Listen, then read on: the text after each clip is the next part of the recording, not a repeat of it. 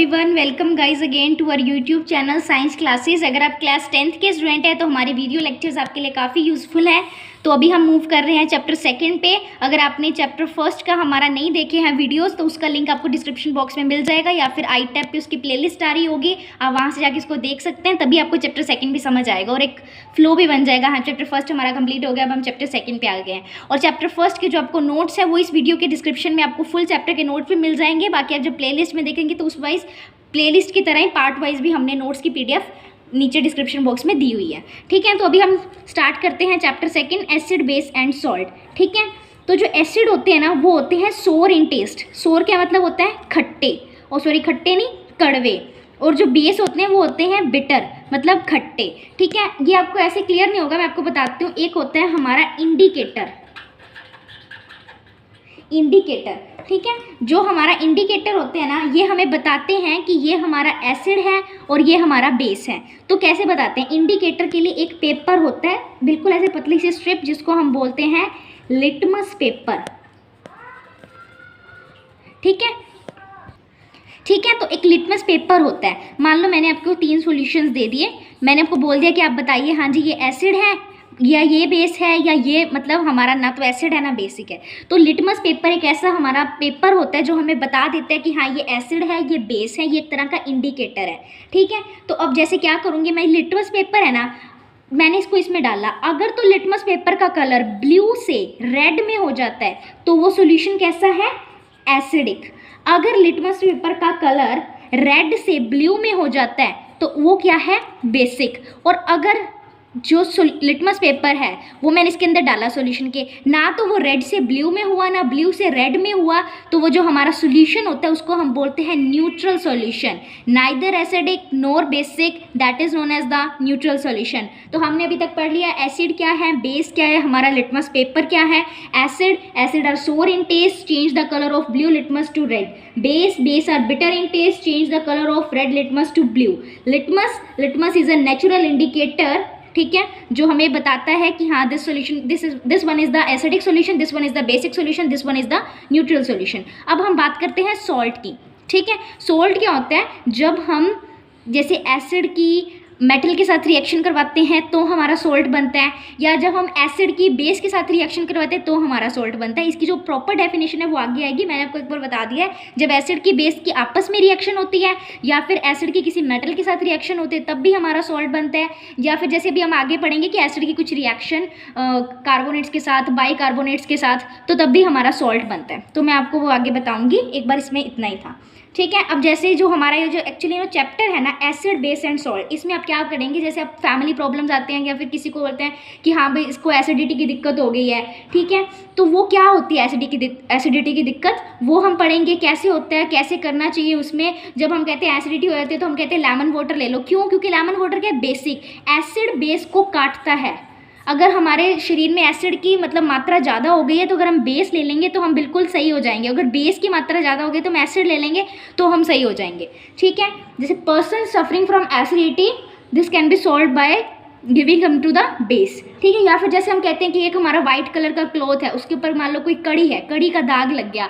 ठीक है, तो जब कड़ी का दाग हम धोते हैं एक बार ना वो रेडिश ब्राउन से कलर का हो जाता है, फिर जब उस पर एक बेसिक डालते हैं जैसे हमारा सर्फ वगैरह, तो उसके बाद वो धीरे धीरे स्टेन अपने आप वहाँ से रिमूव होने लगता है। तो ये सब कैसे होता है, कैसे एसिड और बेस एक दूसरे को कैंसल आउट कर देते हैं, रिएक्शंस कैसे होती हैं, वो सब इस चैप्टर में हम पढ़ने वाले हैं। एसिड बेस एंड सॉल्ट, ये हमारा चैप्टर है। तो इस चैप्टर में हमने यही कुछ पढ़ना है जो मैंने आपको बता दिया है। हाँ, और एक बात मैं आपको और बता दूं कि जो लिटमस है ना, इसको हम बोलते हैं लिटमस पेपर, लिटमस इंडिकेटर, या फिर जैसे हम बोलते हैं इसको सिंपल इंडिकेटर भी बोलते हैं, और इसको हम नेचुरल इंडिकेटर भी बोलते हैं। ठीक है, नेचुरल हमारा इंडिकेटर है ये, नेचुरल इंडिकेटर। ठीक है, इसको हम एसिड बेस इंडिकेटर भी बोलते हैं। आपसे कोई डेफिनेशन में पूछ लें तो ये एसिड बेस इंडिकेटर भी है। और एक हमारा इंडिकेटर और भी होता है, कौन? टर्मरिक।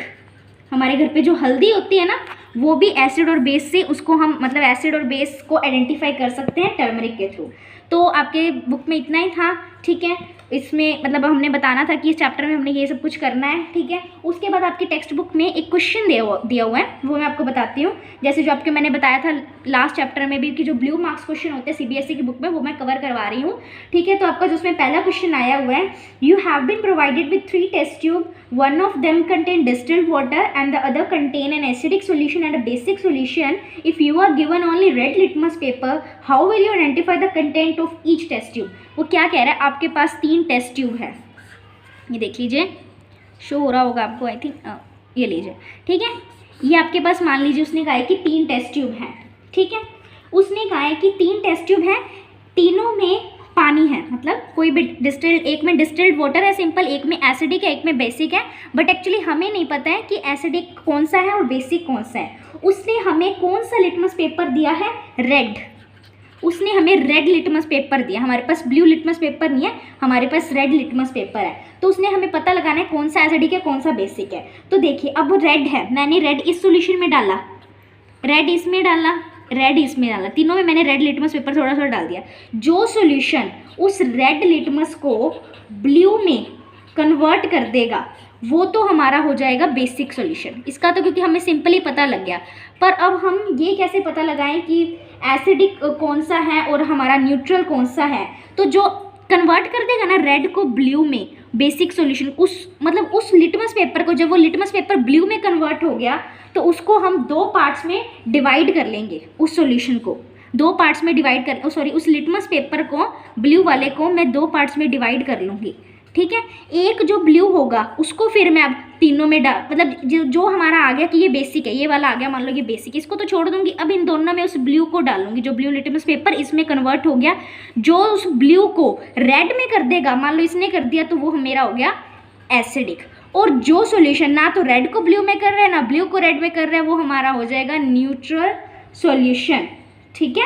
और मतलब या फिर इन्होंने कहा है कि वो हमारा क्या है, डिस्टिल्ड वाटर, डिस्टिल्ड वाटर। तो ये आपका क्वेश्चन था, ठीक है। ये मतलब आपके टेक्स्ट बुक में जो क्वेश्चन दिया होता है उनमें से ये एक क्वेश्चन था। सो अभी तक हमने ये पढ़ लिया एसिड क्या है, बेस क्या है, सॉल्ट है, और इस चैप्टर में हमने क्या पढ़ना है, एसिडिटी वगैरह की जो हम मतलब डेली लाइफ में प्रॉब्लम्स फेस करते हैं वो क्यों और कैसे होते हैं और उनका क्या हमारा परमानेंट सॉल्यूशन हो सकता है, ठीक है। लिटमस पेपर क्या है, कैसे हम उसको यूज़ करते हैं, और टर्मरिक, हल्दी कैसे एक एसिड और बेस को बता सकती है, ठीक है। हमने ये सब कुछ पढ़ लिया है। और जो आपका एक्सेस का जो क्वेश्चन था, मतलब ब्लू मार्क क्वेश्चन, वो मैंने आपको बता दिया उसका सोल्यूशन। बाकी अभी आप वीडियो को लास्ट तक वॉच कीजिए, क्योंकि मैं अभी आपको नोट शो करूंगी जिसमें आपको पूरा इंग्लिश में, जैसे आपको प्रॉपर आंसर आपकी बोर्ड एग्जाम्स में लिख कर आना है वैसे आपको शो करूंगी, ठीक है।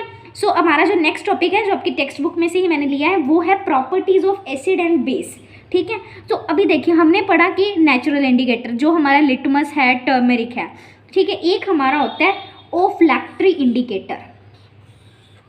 ओफ्लैक्टरी इंडिकेटर क्या होता है, जैसे देखिए लिटमस पेपर क्या करता है, लिटमस पेपर जैसे हमने किसी में डाला, किसी सॉल्यूशन में इस लिटमस पेपर को, उसने क्या किया, ब्लू को रेड में कर दिया, रेड को ब्लू में कर दिया, ना तो जिसमें रेड ब्लू में हो ना ब्लू रेड में हो, हमारा न्यूट्रल सॉल्यूशन हो गया, ठीक है।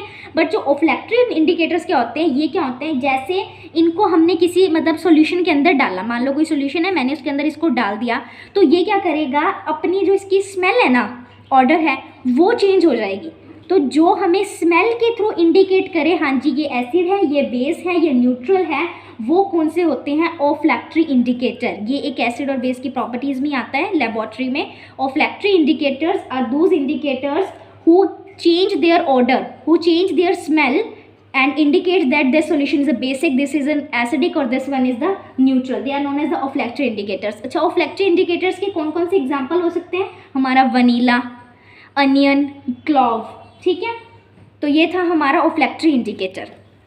सो गाइज हमने जो लास्ट था वो ये पढ़ लिया कि हाँ एसिड और बेस क्या है, उसकी प्रॉपर्टीज़ क्या है, और ओफ्लैक्टरी इंडिकेटर्स क्या है, जो अपनी स्मेल को चेंज करके हम इंडिकेट कर देते हैं, हाँ ये एसिड है, ये बेस है और ये न्यूट्रल है। तो जो हमारा नेक्स्ट टॉपिक है उसमें हम थोड़ी रिएक्शंस पढ़ेंगे और एसिड और बेसिस की, कि कैसे वो मेटल के साथ रिएक्ट करके क्या बनाता है, कार्बोनेट के साथ रिएक्ट करके क्या बनाता है, ठीक है। सो अब एसिड और बेस जब मेटल के साथ रिएक्ट करते हैं, मान लो ये कोई एसिड है या इसकी जगह कोई भी बेस हो सकता है, जब एसिड और बेस मेटल के साथ रिएक्ट करेंगे तो वो क्या बनाएंगे, सॉल्ट प्लस हाइड्रोजन गैस, हमारी क्या बनेगी, सॉल्ट और हाइड्रोजन गैस।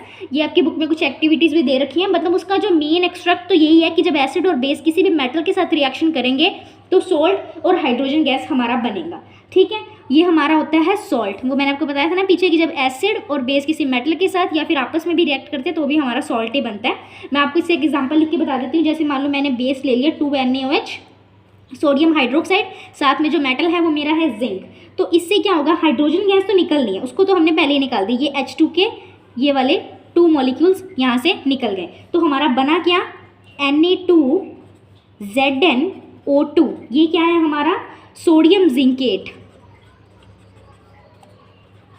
Sodium zincate. अच्छा, और हमें कैसे पता लगेगा कि जैसे मतलब ये तो हमने पता लगा दिया कि हाँ हाइड्रोजन गैस निकलेगी। अगर आपसे कोई पूछ ले कि आपने ये एक्सपेरिमेंट किया, मान लो आपने किसी एसिड और बेस को मेटल के साथ रिएक्ट किया, हाँ जी आपने कह दिया कि सॉल्ट तो बन गया, सॉल्ट तो हमें दिख जाएगा टेस्ट ट्यूब में जो हमारा बनेगा, पर आपने कैसे कहा कि उसमें से हाइड्रोजन गैस निकलती है। तो हाइड्रोजन गैस हमें कैसे इंडिकेट होती है, उसमें से क्या निकलती है, पॉप साउंड।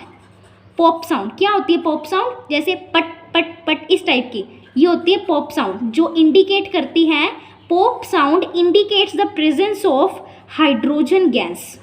जब हम कोई एक्सपेरिमेंट कर रहे हैं, एसिड और बेस की रिएक्शन मेटल के साथ करवा रहे हैं, सॉल्ट तो हमें टेस्ट ट्यूब में मिल जाएगा, बट उसमें से पॉप साउंड आएगी, पॉप साउंड हमें इंडिकेट करेगी the presence of hydrogen gas. तो यही है हमारी रिएक्शन एसिड और बेस की मेटल के साथ, जिसमें हमें एक पॉप साउंड देखने को मिलती है, मतलब सॉरी सुनने को मिलती है।